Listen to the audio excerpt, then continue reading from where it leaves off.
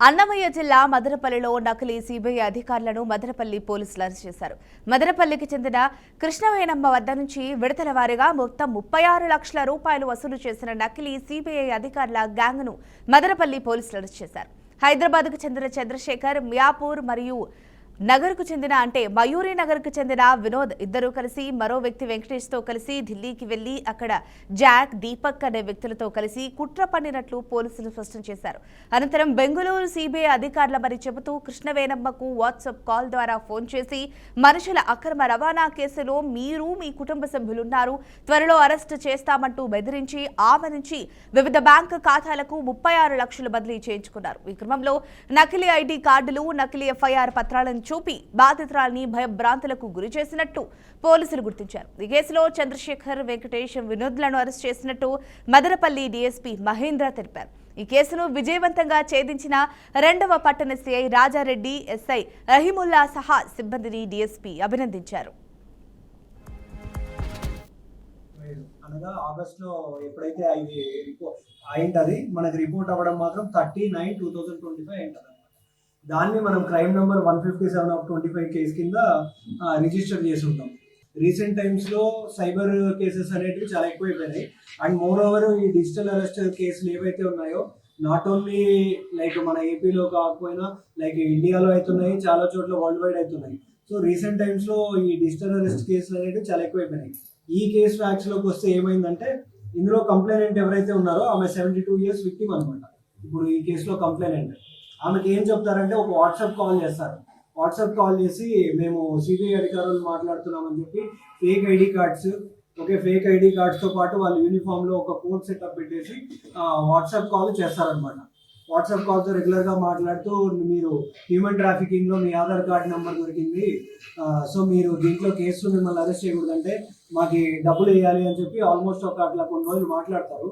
అంటే మేము నిజంగానే మా ఆధార్ కార్డు పెట్టి చేశారేమో, నెక్స్ట్ మేము దీంట్లో ఏదన్నా మేము నిజంగానే ఇప్పుడు వీళ్ళకి అమౌంట్ ఇవ్వకపోతే మమ్మల్ని అరెస్ట్ చేస్తారేమో అని వాళ్ళ దాంట్లో తీసుకెళ్తారు, వాళ్ళ పర్సెప్షన్ అనేది క్రియేట్ చేస్తారు.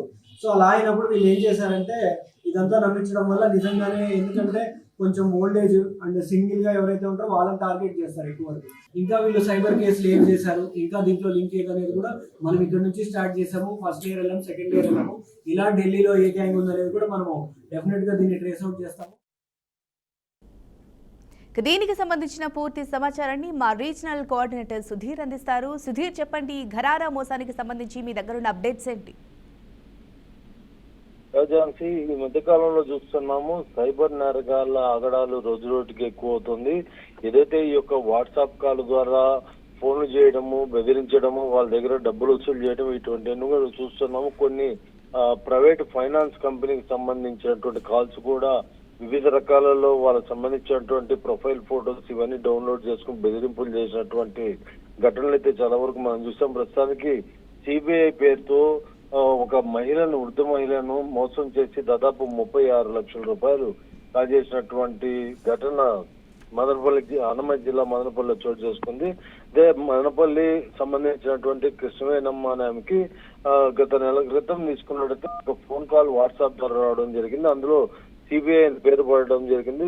చేసిన తర్వాత మీరు వ్యక్తులను ఇక్కడ నుంచి సప్లై చేస్తున్నారు అనేటువంటి కోణంలో మేము సిబిఐ వాళ్ళము, మీకు సంబంధించిన పూర్తి విషయాలన్నీ కూడా మా దగ్గర ఉంది, అలాగే మీ కుటుంబ సభ్యుల్ని మిమ్మల్ని అంతా కూడా త్వరలో అరెస్ట్ చేస్తామనేటువంటి భయభ్రాంతులు చేసి ఆమె వద్ద నుంచి హైదరాబాద్ కు చెందినటువంటి వెంకటేష్, అలాగే మియాపూర్ కు చెందినటువంటి వ్యక్తి, మరో వ్యక్తి వెంకటేష్ తో పాటు ఉన్నటువంటి వినోద్, వీళ్ళిద్దరూ కలిసి ఈ యొక్క ఫోన్ ట్రాపింగ్ సిబిఐ అధికారులు అని చెప్పి ఫోన్ చేయడం జరిగింది. వీళ్ళకి తోడు ఎవరైతే కొంతమంది ఢిల్లీలో ఉన్నటువంటి దీపక్, అలాగే జాక్ అనేటువంటి ఇద్దరు వ్యక్తులు ఉంటారు.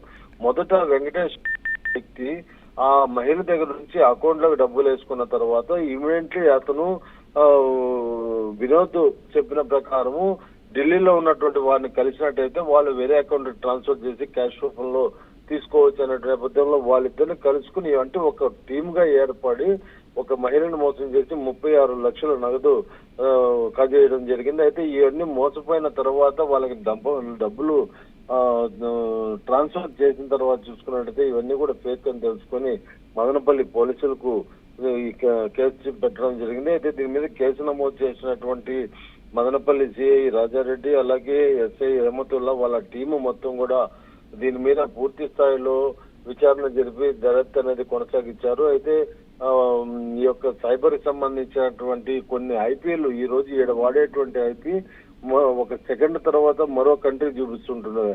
అటువంటివన్నీ కూడా టెక్నికల్ రూపంలో వాడి ఈ రోజు ఈ యొక్క ముగ్గురు దీనికి ఎవరైతే ఈ యొక్క నేరానికి పాల్పడ్డారో చంద్రశేఖర్, వినోద్, వెంకటేష్ ఈ ముగ్గురు కూడా పోలీసులు అదుపులో తీసుకున్నారు.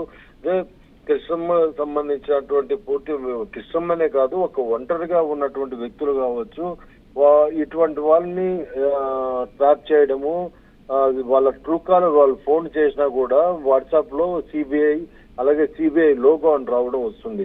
వచ్చిన తర్వాత వీళ్ళు ఫోన్ చేసి వీడియో కాల్ ద్వారా మాట్లాడిన తర్వాత ఆ యొక్క యూనిఫామ్ లో ఉన్నట్టు కూడా చూపించడం, వాళ్ళకి సంబంధించినటువంటి ఐడి కార్డుని చూపిస్తే ఖచ్చితంగా కొంతమంది భయాందోళనకు గురయ్యి ఇటువంటి మోసాలకి బెండ్ అయ్యేటువంటి పరిస్థితి ఉంది. ఈ నేపథ్యంలో ఈ రోజు జరిగినటువంటి కృష్ణమ్మకు జరిగినటువంటి ఈ యొక్క మోసంలో 36 లక్షల నగదు పోగొట్టుకోవడంతో మదనపల్లి పోలీసులు ఎట్టకేలకు ఒక ప్రత్యేక బృందంగా ఏర్పడి దీనికి సాంకేతిక పరిజ్ఞానం ఉపయోగించి మరి ఈ యొక్క మోసానికి పాల్పడినటువంటి ముగ్గురిని కూడా అదుపులో తీసుకోవడం జరిగింది. ఇంకా ఢిల్లీలో ఉన్నటువంటి జాక్, దీపక్ కోసం కూడా పోలీసులు గాలిస్తున్నారు. వాళ్ళని కూడా అరెస్ట్ చేస్తామనేటువంటి దిశగా చూస్తున్నారు. ఇటీవల ఇదే కోణంలో మన గతంలో ఒక 2 నెలల క్రితం తీసుకున్నట్టయితే పీలేరులో కూడా ఒక ప్రైవేటు ఫైనాన్స్ ఏదైతే హ్యాండ్ లోన్ ఉంటుందో ఈ యొక్క హ్యాండ్ లోన్ ద్వారా డబ్బులు తీసుకుని అతను చెల్లించలేదు, ఒక్క నెల చెల్లించిన దానికి అతనికి ఉన్నటువంటి వాట్సాప్ లో ఎన్ని ఫోన్ నెంబర్లు ఉన్నాయో అన్ని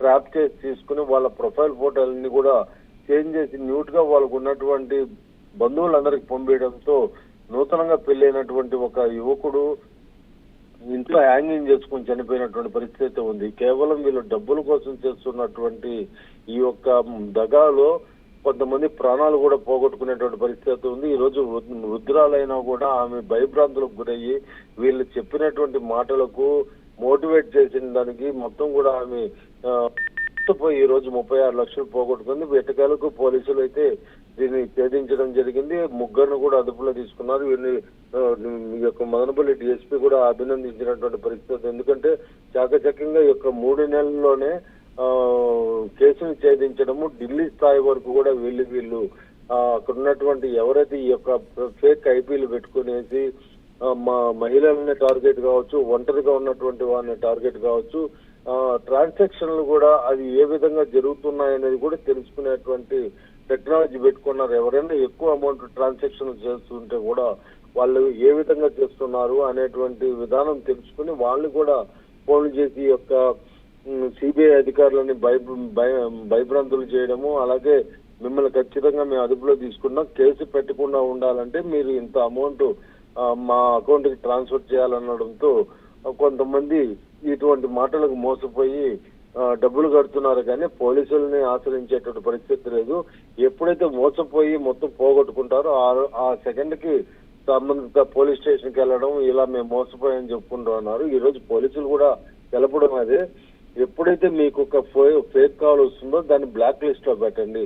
వాళ్ళు 5,000 10,000 అడిగినా కూడా ఇవ్వండి. అటువంటి నంబర్లు ఏదైనా వచ్చినా కూడా బ్లాక్ లో పెట్టండి. మరి ఒకవేళ ఏసి మోసపోయినట్టయితే ఖచ్చితంగా వెంటనే సంబంధిత పోలీస్ స్టేషన్ కు వచ్చి ఫిర్యాదు చేయండి, దాని మీద మేము చర్యలు తీసుకున్నామని కూడా చెప్పడం జరిగింది. ప్రస్తుతానికి ఈ రోజు మోసపోయినటువంటి మహిళకు తిరిగి ఆ డబ్బులు ఇప్పించే విధంగా ఈ యొక్క ఎవరైతే సిబిఐ అధికారులు అని చెప్పినటువంటి ముఠా ఉన్నారో వీళ్ళందరూ కూడా పోలీసులు, మదనపల్లి పోలీసులు అదుపులో తీసుకోవడం జరిగింది.